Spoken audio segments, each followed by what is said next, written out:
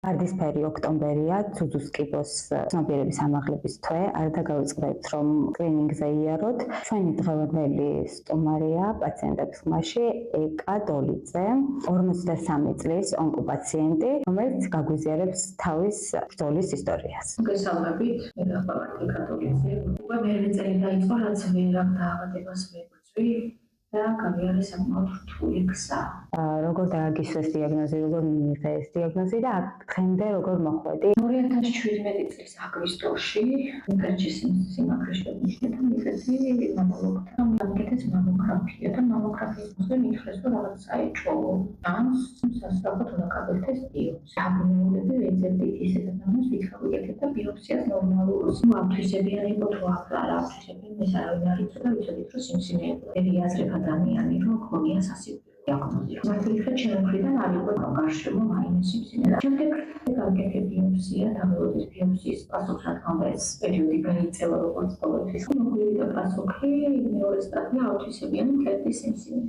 მე დავიწყეთ ექიმების მოყოლა, რომ როგორ უნდა მოქცეულიყავით, რა უნდა გავაკეთებინათ. ქიმიოთერაპიები რომ დამიმიშნეს, პირველი ქიმიოთერაპიაზე მქონდა ძალიან რთული რეაქციები. რა თქმა უნდა, ქიმიოთერაპიის მესახში წავედით, სახში გაუსაძილს სიტკბილები, ედინების შეგრძნება, სასწავლებლო დანგრევა ადამიანის რო იყვნენ, 3 დღე იყო რაღაც 21 დღეს ვიკეთებდით ამ ქიმიოთერაპიას. მეორე ქიმიაზეც იგივე. უკვე ისმოდა ქიმიოთერაპია გამოიწვია რეაქცია და ჩავარდი კომაში. ასე მართლა გიხარ იქ ერთ-ერთს ვარ მარჩვენდა. იყო ისეთი სწრაფი და ესა ვერც კი გადამარჩენია. მე როგორც მოვედი უკრტერიმის დაუხო და ფაზილეთის ხმების მოკდა და გამოვიდი მდგომარეობი. მე როგორც ექიმა გადაწყვიტა, უნდა შევეწყდა ქიმიოთერაპია და ქიმიოთერაპიის ნახევარგზასმიტყველება შენახა როგორც გამოდი პაციენტს მოგეხსენება როგორი სიტუაცია. შევიდეთ რომ თურქეთში არის რაღაც გზა, როგორ შეიძლება ესეთი პაციენტის ამოყვანა მდგომარეობიდან. მეორე სტადიაზე საუბრობთ რადგან ნომერი გავიგეს რომ გენეტიკური ანალიზი არ იყო მოკიდებული, ის ქიმიოთერაპია ჩემო ორგანიზმზე ვერ იხდა რა. როგორც ყველას გაძლევდნენ იმ წამალს, რომელიც აქვთ და არა იმას, რომელიც გჭირდება. ხაზს გაუსმევ იმას, რომ მე ამ დროს ვიყავი კერძო დასწრებული თავდაცვიდან, ჩემობრ სამყაროს თავდაცვაში და თავდაცვიდან კერძო დასწრებული. როგორც მე შევხედე ეს ლიმიტის ამოწურვაზე უფრო არიან ორიენტირებული. ჩემი გადასახედიდან, ნუ რაც გავიარე ეს გზები უკვე ეტაპობრივად მოხდია. რა თქმა უნდა, თავდაცვიდან არანაირი პრობლემა არ მქონია, ყველა იმას დეტალს, ყველაფერს ფინანსებდნენ, მე არაფერში არასდროს მჭირდებოდა. ქიმიოთერაპიები იყო გადაღებები, იყო რაც იყო ყველაფერზე. ერთადერთი ჩემი ხარჯი იყო ეს გზის წასვლა და მოსვლა. კვებითი ეფექტები რაც იყო ყველაფერზე უზრუნველყოფილი ვიყავი ამ დასწრებით. მაგრამ ლიმიტი რომ ამოიწურებოდა, მე რა იწყებოდა ჩემი წამები. შემოვლები გაიკითხა, მაგრამ იმედად ვერ აღიღებული იყო ეს გენეტიკური ანალიზი, მხოლოდ $1000 და იქ ეს თავიდან გადაღება ყველაფერი და ნუ სხვა გზა არ იყო. ერთიან და სამათის საუბრში. რა თქმა უნდა, ხალხის გვერდით დგომა, ესე კაპიკ $1000 დაგვიჭდა. აკრობდა ხალხის მიერ. არანაირი სახსრები აღარ მქონდა უკვე. მაშინ ქირით ცხოვრობდით. სამი შვილი მყავდა, მე ვერ მუშაობდი, მხოლოდ მეუღლე და ამოწურვილი მქონდა ყველანაირი შესაძლებლობა. კეთილი ხალხის ნებით და ადამიანების გვერდით დგომით ის ყველაფერი დავწერია. საბედნიეროდ ჩავედით. პირველი რაც მკითხეს, თუ მქონდა გენეტიკური ანალიზი. ეს არის 8 წლის წინანდელი ამბავი. ამბობ 8 წლის წინანდელი 2018 წელს. ქიმიოთერაპიის ცუდად რო გავხდი, ხო შევწყვეტეთ ეს ქიმიოთერაპია და ანალიზის წასვლის ამბებს დავავაკეთეთ. მოხდა ისე, რომ ნაწილობრივ შეტევა. მე არ ვიცოდი რომ ნაწილავი იყო, მეგონა რომ ქიმიოთერაპიის შეტევა იყო. მე დავიწყე ქიმიოთერაპია აგვისტოში აღმოაჩინეს სიმსივნე, სექტემბერში ქიმიოთერაპია დავიწყე, ოქტომბერი და ნოემბრის დასაწყისში მოცა ეს შეტევა მოცლის. გამოვიძახეთ სასწრაფო, ამიყვანეს კლინიკაში, დამამძღვინეს ქიმიოთერაპიის მორფმაცია გამოუჩათ, კიდე ისეთი მქონდა და გამოვალი სიტუაცია იყო, რომ გამიკეთებინა ნაწლავის ოპერაცია. ანუ მე ბავშვობიდან მქონდა განაგები რომ სიმსივნე და ოპერაცია წუთას ვარს ვიძახო. დავიკეთე ექიმთან და ექიმა თუ გამოვალი სიტუაცია, რა თქმა უნდა, უნდა გაკეთდეს. გადაწყდა ეს ოპერაცია და გაკეთდა გაუვალობაზე სასწრაფო ოპერაცია. რა თქმა უნდა, ერთი თვე კლინიკაში დავყავი, ეს ქიმიოთერაპია დარჩა ესე. შემდეგ წავედით სახლში ერთი თვის თავზე, 29 დეკემბერს მახსოვს, გოლოსოფას იგივე სიმპტომი დამაყენეს უკან და გაკეთეს მეორე ნაწლავის ოპერაცია. პირველი იყო სწორი ნაწლავის, პირველი ნაწლავზე და მეორე იყო მსხვილი ნაწლავი. ეს ორი ოპერაცია ჩაიარა 2018 წლის იანვრის ბოლოს უკვე ეს შეკრებილი თანხაც იყო ჩავედით სასწრაფოდ თურქეთში. ძალიან მიჭირდა მაშინ მახსოვს გზაც კი გამიჭირდა კატასტროფული მდგომარეობაზე ოპერაციები. ჩავედით თურქეთში და მე გაკეთდა ეს გენეტიკური ანალიზი. ეს იმუნოთერაპია პაკლიტაქსელს ვიკეთებდი როგორც მახსოვს მაშინ არანაირად არ შეიძლება და ჩემი შეესაბამებოდა ჩემი ავტობუსზე. სამინიშნის ისაბები, აბების ქიმია, ვიბლოები ჩამიტარეს. ოპერაცია კარგი გაკეთებული იყო, მაგრამ მეტასტაზირება დაწყებული და სამთვეში ისე უნდა დაუბრუნებულიყავი უკან. ეს სამი თვის წამლები იქ შევიძინეთ, ჩამოვიდნენ და რა თქმა უნდა, ეს სამი თვის შემდეგ ვიღარ წავით. თანხების უქმობის გარდა. აქ მოვიძიეთ შემდეგ ვაჩვენოთ ეს თურქული დიაგნოზი. წარმოიდგინეთ რამოდენიმე ონკოლოგთან სადაც მივედი, რადგან თურქეთში რეკავი ნამყოფი, ჩემი მიღება არ უნდოდა. როგორ მახსოვს, მიბრძანდი შენს თურქეთში და იქ გიქცევდა. ისე რაღაცნაირად ისე წარები. მკურნალობა იყო დაწყებული შეცდომით, რის გამოც შენ ორი ოპერაციის გადატანა მოგიწია, მერე წვალებით მოაგროვე თანხა და წახვედი შენი სახსრებით თურქეთში, სამი შვილის დედაზე არის საუბარი, ახალგაზრდა ადამიანზე. ექიმები არ გიღებდნენ, იმიტომ რომ თავის გადასარჩენად, რაც შეგეძლო ყველაფერი გააკეთე. არ გიღებდნენ, იმიტომ რომ იმათვის მიუღებელი იყო მათი. სამეცნიეროდ ვიპოვეთ ისეთი ექიმი, რომელიც აქვთ ამბა ყველაფერზე, ის კი არა სიხარულით მიგვიყვება, არანაირი პრობლემა არ იყო. და დაბანებული ვიყავით, და ჩემი მეუღლემა არ უწოდეთ საწაულზე თავი და ანარავებდა, რომ უკვე ისე ვიყავ სიარულიც კი მიჭირდა. ამ ოპერაციები დასუსტებული, ენერგია გამოცვლილი. და ამ ექიმმა მიგვიხო ძალიან კარგად, დაგვაყვალიანა, მომხედა და დავიწყეთ ახლა გავაგრძელეთ მკურნალობა. როდესაც ვიკეთებდით კარატე კვლევას, მიდიოდა კარგად, რა თქმა უნდა, წამლებს ვიძენდით თურქეთში. თვითონ ჩვენი სახსრები. და სტაბილურდა უკეთესობისკენ ვიყავით. საჭირო იყო პედის გაკეთება და პედი რომ გავიკეთეთ, აღმოჩნდა, რომ ფილტრებზე ისე იყო რაღაც ახალი სამონაზრე მეტასტაზები სავარაუდოდ. რა თქმა უნდა, ჩემი მეუღლე უკვე ეჭვის თვალით უყურებდა აქაურ დიაგნოზს, აქაურ დადგენილებას, უკვე იმდენი წამება და წვალება გამოიარა ადამიანმა. შემდეგ მოხდა ისე, რომ თავდაცვის სისტემა მიიღო ახალი დადგენილება, როგორც ჩანს, ბევრი ონკოლოგიური პაციენტი იყო, ბევრი დასკვნის მომხმარებელი და ხელშეკრულება დადეს საჭიროების ქრონიკასთან და აფინანსებდნენ რის საფუძველზე თუ აქ რაიმე პრობლემა იქნებოდა ისეთი რომ ასაშველოდნენ, იქ იყო დაფინანსება კლინიკაში თუ რამე დამჭირდებოდა, მხოლოდ ქსის ხარჯები იქნებოდა ჩემი. სასწრაფოდ გააკეთა ჩემმა მეუღლემ მობილიზაცია. რა თქმა უნდა, ჩანდაცვიდან პრობლემა შეგვექმნეს, რომ ჩვენთანაც არის ეგეთი ტელევიზორები ჩაატარა, რომ ესე და ესე მიიყვანეთ ჩემი მეუღლე ამ ზომამდე, ადამიანს რომელსაც ჭირდებოდა სხვა ქიმია და გავუყენოთ სხვა და კლაუდით, ეხლა უკვე აღარ მაქვს იმის ნდობა, რომ ზოლის შემდეგ მივიღეთ წელი ჭირდებოდა ჩანდაცვიდან, რომ ჩვენ ჩანდაცვა პატრონობდა ისე როგორც საჭირო იყო, რომ შემდეგ თავდაცვას გადაიგზავნა საფრთხით და წავშურიყავთ თურქეთში. თურქეთში რომ ჩავედით, როგორც მახსოვს, გადავიდეთ პედიკულება და აღმოჩნდა, რომ ეს არ იყო არანაირი მეტასტაზა, ეს იყო უბრალოდ კრისტალური ჩანართი, რომელიც არდებითი პროცესის მომხდარი იყო ფილტრების თავზე დამწვარი რაღაც. არ იყო მეტასტაზა. ეს იყო შოკი ხა ჩვენთვის, რომ ამ ქიმიები უნდა დაგვეწყო ინფუზიური ქიმია. ჩავედით და არ არის მეტასტაზა. იმათმა გამიგრძელეს ჰორმონოთერაპია და ჩამოვედით.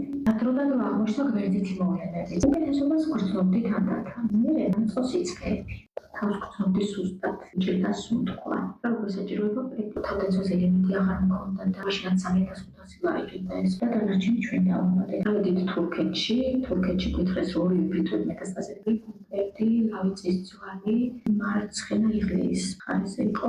მოითხოვეს შემდეგ თავის MRT-ს საშიშროებაში, იმიტომ რომ თავის ძლიერი ტკივილები მქონდა და წნებები მქონდა. გადავიღეთ გამინიშნეს იმათმა ქიმიოთერაპია და მითხრეს რომ სამთვეში ისე უკან უნდა დავბრუნებულიყავი. შემდეგ სამთვეში დავბრუნდით უკან და გვაფინანსა ის ავტაცვა, დავბრუნდით უკან, ანუ განახლებებული იყო მეტასტაზები უკან. და მე დაგვინიშნეს პედიკარდის ტენსი.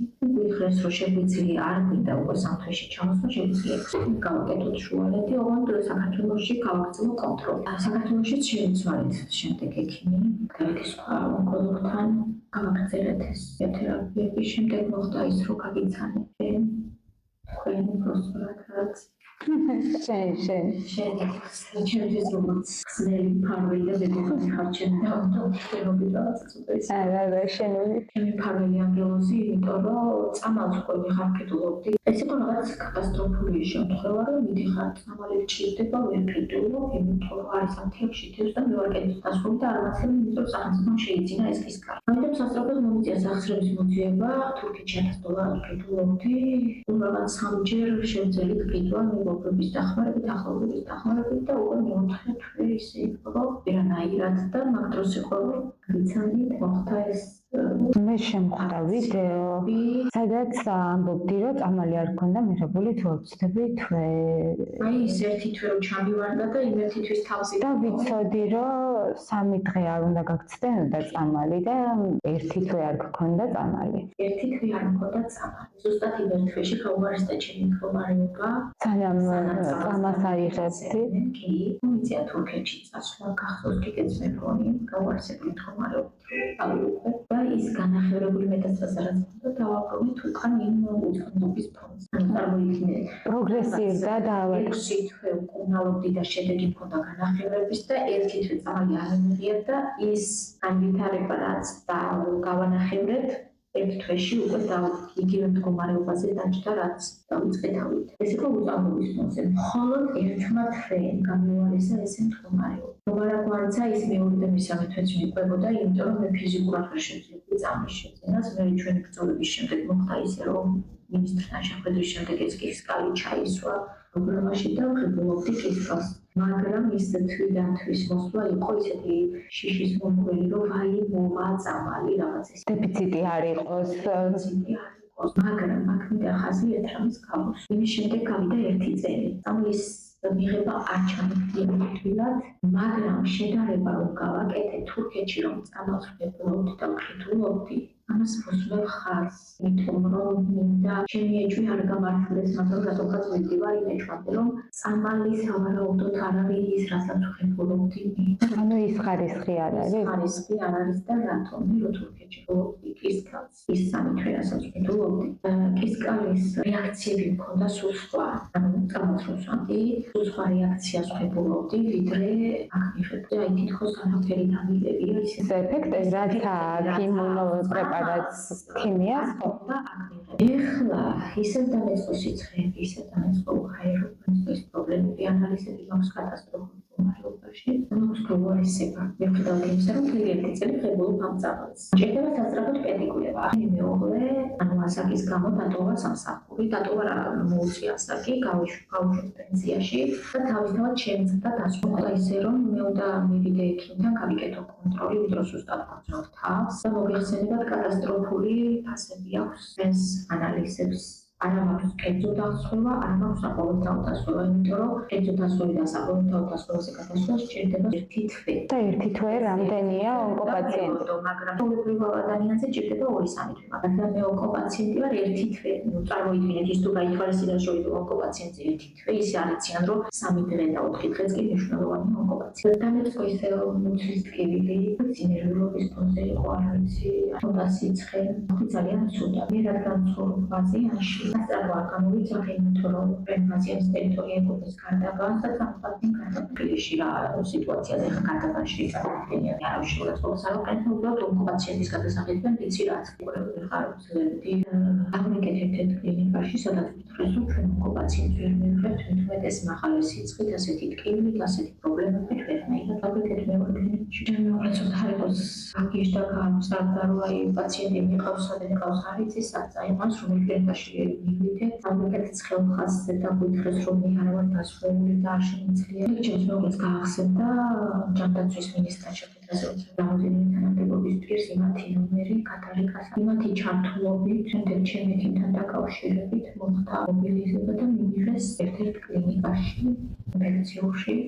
რა თქმა უნდა, პირველი შეკითხვა არის, რა ჭირს რა გაწუხებს, რო გაიგეს ონკოლოგიური პაციენტი ვარ, ცოტა იყოს თავის შეკავების აღმოჩნდა. მე ჩემო უთხრეს არიგია და ის თავუცახის დაამოწმეს და მიგვიდეს. ანუ ეს პროტეჟეს ჩართულობით თუ მე არ მეხოლებოდა ის პროტეჟი, დავჭებოდი გარეთ. ალბათ ვიღაც გამოჩნდებოდა მის შემდეგ, მაგრამ როდის ეგ საკითხავი იყო და ეგ იყო უკვე ის პრობლემა, რომ რა თანხები იქნებოდა გადასახადი და რა მოკითხეთ, დასვეული არ ვიყავით, რამდენიმე დღე მივიწერთ და იქ კვლევები იყო შესაძლებელი. ამ დროს ისევ შედი ჩართულობით მოხდა ეს აერთიანება და ხალხის გვერდით დგომა, გამოვედით. იმის შემდეგ მაწუხებს ბევრი პრობლემები და გადავიყო პედიკულება და პედიკულების დაფინანსება. მე არ მაქვს მივიღე ისეთი გადაწყვეტილება, რაც რთულია ჩემთვის, მაგრამ სხვა გზა არ არის. გადაწყვეტილება შევიტანე ეს ფორმა ასეთ რეპერაში შევიტანე ცნობა, რომელიც საჭიროება სასწრაფოდ კრიტიკულა, რომ ექიმმა აქტიურად ხელს ვერ მოკიდებს და ვერ გააგრძელებს მდგომარეობას თუ არა აქვს პერის პასუხი. მოვიდა უარის წერი. უარი მოგივიდა დაფინანსებაზე. ფინანსებაზე მოვიდა უარი. ჩვენი ჯანდაცვა აცხადებს, რომ ჩვენი პაციენტები ყველანაირად უზრუნველყოფილი არიან. რადგან უარი მომივიდა, დავწყვეტეთ დავტოვოთ ქვეყანა და დავიდე ქვეყანაში. იმის გამო, რომ მე სხვა ქვეყანამ შემინარჩუნოს ჯანმრთელობა ამ ხელა სტრესის ფონზე, ვიცი როგორ უნდა ვთქვა. სამარცხვინოა, ჩემთვის სამარცხვინოა, რომ საკუთარ ქვეყანას ვტოვებ იმის გამო, რომ მე ვიცოცხლო და ვიყო ჩემი შვილებისთვის მიარსება. არის სირცხვი. ისევ კითხვით ინიშნის ქვეშ იქნება ჩემი ჯანმრთელობა. ეს ვიცი. მე არანაირი სახსრები არ ექნება იმის, რომ ისევ წავიდე თურქეთში და გავიკეთო იქ კონტროლი და იქ მომხედო. ამიტომ უბრალოდ მე მიღეს გადაწყვეტილება, რომ დავტოვო ქვეყანა და წავიდე სხვა ქვეყანაში ოჯახით. და იმიტომ ოჯახით, რომ მე არ ვიცი იქ რამდენი ხანი მომიწევს დარჩენა. სიმართლე გითხრა, ისიც არ ვიცი რას იზამს სხვა ქვეყანა, მაგრამ მსმენია ბევრისგან, რომ ჯანმრთელობა, ვინც ჩემი დიაგნოზით დასრულა უმეტესობა 2-3 წლის შემდეგ ჯანმრთელიც დაბრუნებულა ჩვენს ქვეყანაში. იმედს ვიტოვებ, რომ მეც ჯანმრთელი დავბრუნდები ჩემს ქვეყანაში და იმედს ვიტოვებ, რომ ეს ყველაფერი ღირდა ამბრძოლად. მაგრამ რცხვენია იმის, რომ ჩვენ ქვეყანაში გვყავს ასეთი ჯანდაცვა, რომელიც გამოდგება და ამბობს, რომ ჩვენ ონკოპაციენტებს ყველაფერი გვაქვს. მაგრამ სამწუხაროდ შიდა სისტემაში არის ძალიან ბევრი ხარჯი. ის გამოსწორებასაც ვისურვებდი. მხოლოდ ჩემით არ წდება ონკოპაციენტობა, მხოლოდ ჩემით არ წდება სიცოცხლე, ჩემს გარდა აქვს ძალიან ბევრი პრობლემა და მინდა ჩვენმა ქვეყანამ, ჩვენი ქვეყნის ჯანდაცვა, მინისტრი იქნება მინისტრის მოადგილეს მიერ მადანმა და ჩვენმა მოქალაქეებმა გაიგონოს, რომ ონკოპაციენტს ამის ძალა არ შეეძლებს, რომ იბრძოლოს დაავადებასთან, იბრძოლოს ექიმებთან და იბრძოლოს ფინანსურ პრობლემებთან. მხოლოდ ის ეტაპი, რომ შეებრძოლო დაავადებას, მე უფლის დიდებით და უფლის ძალობით ეს ძალა შეემწევს და მაქვს, რომ ებრძოლო ამ ყველაფერს მოტივაციით, იმიტომ რომ მიჯერა, რომ ყველაფერი კარგად იქნება, მაგრამ მანგრევს ის, რომ მე ჩემი ჯანმრთელობის გამო მიწევს ამდენი ბრძოლა, ამდენი ადამიანის შეწუხება და ჩემი ოჯახის ყველანაირად ვერდითი გადაცევა, იმიტომ რომ ჩემი ოჯახის შემოსავლების 80%-ს იყენებ მე. ეს არის ძალიან მტკივნეული და მინდა რომ ეს პრობლემები არავის არ კონდეს და მინდა რომ ხმა მივიდეს ჩვენთან ჯანდაცვის მინისტრამდე ის ხმა რომ არ არის ეიოლად ყველაფერი თქვენ რუსკაფებს სიხართ ეს იმას არ ნიშნავს რომ ყველაფერი წესრიგში და ყველაფერი იქცი. ერთი კვირაც საკმარისი იქნება იმისთვის რომ თითოეული ონკოპაციენტის ოჯახში შეხვიდეთ, ელემენტარული ტკივილი მოისმინოთ და გაიაზრო რა გზას გადის ონკოპაციენტი დაწყების დღიდან დასასრული ხო ჩვენს დიაგნოზს საერთოდ არა. მუდმივად ბრძოლის რეჟიმში ვართ, მუდმივად ყურადღების ცენტრში უნდა ვქონდეს ჩვენი დაავადება, რომ სადღაც არ გაიქცეს და რაღაც არ გაგვეპაროს და მუდმივად ოჯახის ყურადღებაც უნდა იყოს. მე მხოლოდ ჩემ დაავადებაზე არ უნდა ვიფიქრო, ოჯახზე, რომ იქ შვილებია, იქ მეუღლეა. მე მახსოვს, ჩვენ გავიცანით ერთმანეთი 1 წლის წინ, შენ მომიყევი შენ ოპერაციებზე და მაშინ მეუბნებოდი, რომ ზუსტად ამ თანხების უქონლობის გამო შენი შვილი გივლიდა, პატარა შვილი და საფების მოხსნაში გეხმარებოდა და ყველაფერს გიკეთებდა. ეს არის სახელმწიფოს ცერცხველი, რომ ბავშვს უწევდა ამ ყველაფრის გაკეთება, იმის გამო, რომ ადამიანებს არ აქვთ შესაძლებლობა. ჩვენ 1 წელი ვიბრძოდით, მე და შენ. 1 წელი ვიბრძოდით ზუსტად, რომ ჯანდაცვის სამინისტროს პაციენტების ხმა გაეგონა და რამე გამოესწორებინა. და 1 წლის თავზე მე ვიცი შენთვის ამდენად სრულფასია ჩვენი ქვეყანა, ამდენად არ გინდა წასვლა. სხვა გზას უბრალოდ არ გიტოვებენ სიცოცხლის გადასარჩენად გიწევს, რომ წახვიდე. ჩემი ყველა მეგობარი წავიდა, მაგრამ თავარია კარგად იყოთ, სიცოცხლები იყოთ და იმედი მაქვს და გპირდებით, რომ მე ყველაფერს გავაკეთებ. მალე ჩამოხვიდეთ. მე ყოველთვის ვიქნები ხმა შენთან ერთად, ჩვენი ადამიანების ჯანმრთელობისთვის, ჩვენი მეგობრობის გადარჩენისთვის და მინდა რომ მე ვიყო ის ბოლო ადამიანი, ვისაც ჩვენი ქვეყნის დათხოვება მოუწევს იძულებით ჯანმრთელობის გამორაგდა და ჩვენ ქვეყანაში არსებობდეს ის სისტემა, რომ ამდენი წვაება, ამდენი წამება არც ერთ ონკოპაციენტს არ მოუწიოს. ეს არის ჩემთვის ძალიან მცირე, ძალიან მტკივნეულ თემას შევეხები.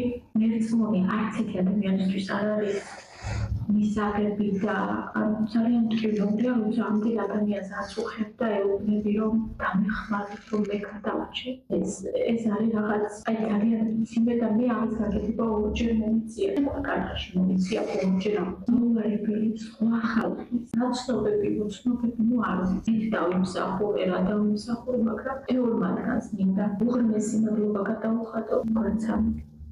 პირველ რიგში მადლობა გადაგიხადო შენ. მე ბევრჯერ მითქვია და ხმაც კი არ მჭირდება გაცნობა შენთან ალბათ და მე ვცხოვრობ შენთან შემთხვევით პარტნიორი ანგელოზი იმ დღიდან მოყოლებული რაც გაგიცანი ჩემს ხვედით ხარ ყოველთვის როდესაც მჭირდები ყოველთვის ხვედით და ჩემ არის კიდე რამდენს ვინიცის და რაცმონებული ვარ მე რომ რა შენ მიამდესაც ვერ მივახცეთი და აქამდე ვერ მივიწოდი ეს ნამდვილად ასე მადლობა გადავუხადო ყოველ იმ ადამიანს თითოეული ვარ თითოეული თბილის სიტყვა გაიგო ჩემთვის ეს იყო სხვა ხალხის ემოცია არ ვიცი არ წყდებოდა სარები არ წყდებოდა მოკითხები არ წყდებოდა განადგომა არ ვიცი ეს გაცილიერებაზე მეტი იყო ჩემთვის და დამოვიწყდა ისიც კი რომ ამხელად პრობლემა მქონდა ამხელად პრობლემა ბევრმა ადამიანმა გამოიჩინა თანადგომა და მინდა ყველას მადლობა გადავუხადო ეს არის ძალიან დიდი ძალა იმენს ვიტოვებ ჯანმრთელი და ბედნიერი დაგიბრუნდებით აუცილებლად და შენ ისევ ერთად ვიქნებით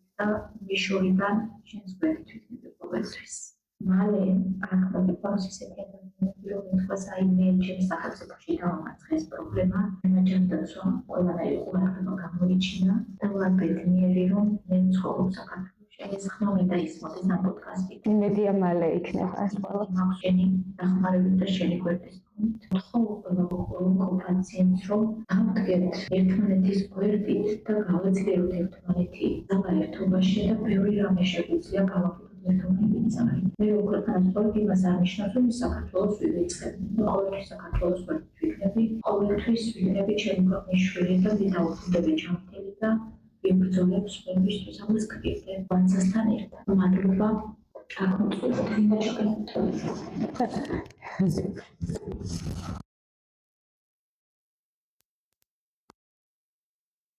ასე დავტოვოთ ჩვენი პოდკასტი და ყველას ჯანმრთელობა გისურვოთ. მადლობა ყველას.